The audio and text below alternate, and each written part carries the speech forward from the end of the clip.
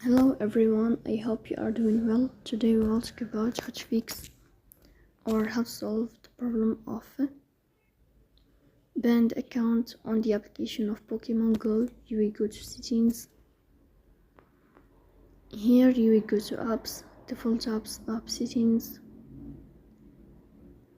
In this list you will search about the application of Pokemon Go and you will click here.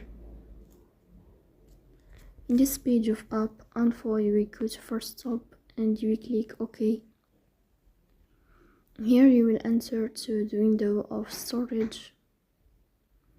Here you will click on clear cache. Then you will turn off your Wi-Fi and you will turn on your Wi-Fi again to fix that problem.